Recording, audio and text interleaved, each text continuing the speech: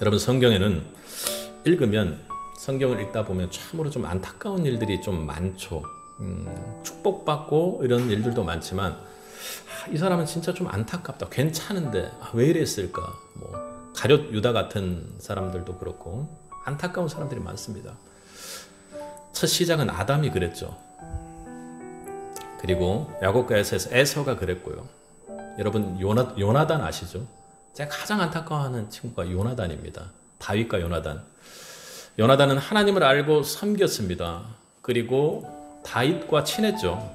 그리고 다윗 왕을 세웠습니다. 그러니까 하나님의 왕이 세워질 수 있도록 결정적인 역할을 한 사람 아닙니까? 아주 같이 있었고 친했습니다. 때론 그의 모습을 보면 다윗의 어려움 속에서 다윗이 뭔가 조금 이렇게 어려워할 때의 상황을 보면 오히려 요나단이 더욱 하나님을 참으로 신뢰하는 사람 같기도 했습니다. 그런데 여러분, 그는 최종적으로 다윗의 성이 아닌 사울의 성으로 돌아갔습니다. 결국은 하나님의 구원의 길이 아닌 다른 길을 택해서 갔던 것이죠. 참으로 안타깝습니다. 요나단처럼 참으로 안타까운 그 중에 또 한 사람이 오늘 본문에 나와 있는 오르바입니다. 그녀는 나오미의 아들 기럐의 부인, 둘째 며느리였죠.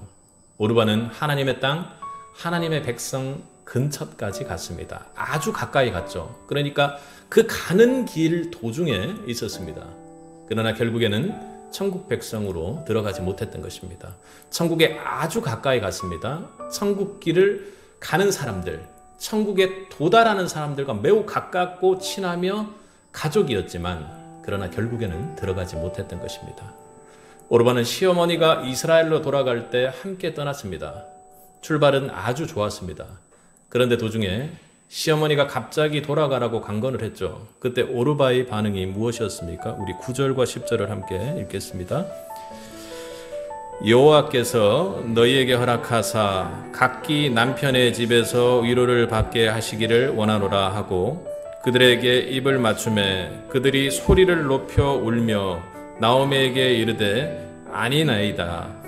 우리는 어머니와 함께 어머니의 백성에게로 돌아가겠나이다. 여기에서 10절에 중간쯤 보면 나오미가 이르되 아니니이다. 우리는 어머니와 함께 돌아가겠나이다 하는지라, 이렇게 이야기하는 모습을 여러분 보십시오. 그때까지는 오르바도 흔들리지 않았습니다. 어머니와 함께 할 것이고 우리가 어머니의 백성에게로 돌아가겠다고 고백했습니다. 크게 거부하지도 않았던 것이죠. 오르바의 고백에, 그리고 거기에 멈춰서 그 말을 듣고 그렇게 해야 되겠다고 생각하는 그 순간 오르바를 격렬하게 응원하고 또 격려하지 않을 수가 없습니다. 그런데 시어머니가 다시 자신을 따라오면 아무런 소망이 없다는 말을 하자 오르바는 결심을 돌이키게 됩니다. 그러니까 앞서 이야기했던 것처럼 지금 와서 내가 아들을 낳을 수도 없는데, 네 남편의 동생이 태어날 일도 없는데 남편을 얻을 일이 없다, 나를 따라올 일이 없다, 나를 따라오면 계산해 봤을 때 별로 여러분들에게 도움이 될 일이 없다, 내가 기도할 테니 각자의 집으로 가라, 이렇게 이야기하는 것입니다. 그러니 불가능한 것 아니겠느냐 하고 그렇게 이야기하죠. 그때 어떻게 반응해요? 14절을 한번 보겠습니다. 그들이 소리 높여 다시 울더니 오르바는 그의 시어머니의 입맞추되, 입맞춘다는 게 여러분 무엇입니까? 이별을 위해서 입을 맞추고 떠난다는 것이죠. 오르바는 끝까지 따라가지 못하고 도중에 작별 인사를 하고 모압으로 돌아가 버렸습니다. 오르바는 정말로 천국의 문 가까이 간 사람이었습니다. 그러니까 천국 가는 사람들과 함께 딱 붙어 있었던 사람이에요. 그러니까 자기가 의지대역으로 선택을 했을 때는 분명히 갈 수 있는 사람이었습니다. 만일 오르바가 처음에 결심한 대로 중단치 않고 이스라엘로 시어머니 룻과 함께 떠났다면 오르바가 하나님의 자녀가 되는 복을 받았을 것입니다. 그런데 오르바는 시험을 이겨내지 못했지요. 시어머니가 돌아가라고 반복적으로 말할 때 그녀는 절망적인 현실을 보기 시작했습니다. 아직 믿음이 온전하게 돌아서서 하나님이 이렇게 흉년을 준 이유를 정확히 깨닫지 못하고 있는 나오미의 그 믿음 가운데 한 사람이 실족하고, 그리고 그 부정적인 시선 가운데 오르바가 그 부정적인 현실, 절망적인 현실을 해석하고 그리고 그렇게 해결해야 되겠다고 떠나버렸던 것입니다. 그녀는 안타깝게도 하나님의 약속의 땅으로 돌아가는 믿음의 여정을 포기했습니다. 하나님께로 돌아가는 믿음의 여정에는 시험과 방해가 있습니다. 그 시험과 방해가 있을 때 어떻게 해요? 항상 배로 갚아줘야 합니다. 아니면 사단이 득세하는 것 아니라 내 안에 내적인 열매가 맺힐 수 없도록 정말 지옥처럼 바뀌게 된다는 거예요. 여러분 기억하셔야 됩니다. 예수님도 그 시험과 방해가 있으셨죠. 이 땅에 오셔서 십자가의 사명을 감당하고 하나님께 천국으로 돌아가는 과정 중에 그분은 계셨습니다.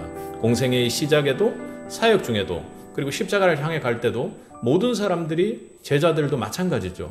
사랑한다는 이유로 십자가를 만류하는 과정에서도 쉼없이 사단은 십자가의 구원을 향한 믿음의 여정을 공격하고 방해했던 것입니다. 그러나 중요한 것은 어떤 경우에도 예수님은 포기하지 않으셨습니다. 멈추지 않으셨습니다. 뒤로 돌아가지 않으셨습니다. 언제나 십자가 영혼의 구원의 뜻을 가장 우선에 두고 말씀과 기도로 승리하고 사망 권세를 십자가에서 승리로 이끌어내셨습니다. 그리고 승천하셨습니다. 아멘. 만일 오르바가 믿음의 시험을 이겨내고 끝까지 시어머니를 따라 하나님께로 들어갔다면 여러분 어떻게 됐을까요? 룻기서에는 오르바의 이름 또한 기록되었을 것입니다. 그럼 우리는 룻과 오르바를 통한 하나님의 더 넓은 구원의 섭리를 눈으로 보게 되었겠지요. 그 역사를 보게 되었을 것입니다. 그런데 오르바는 룻 1장 14절을 끝으로 성경에 다시는 언급되지 않는 여인이 되었습니다.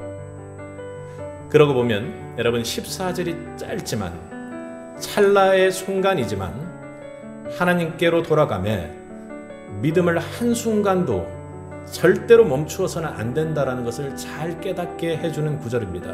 여러분 14절을 보면 이렇게 바꿔서 한번 읽어보세요.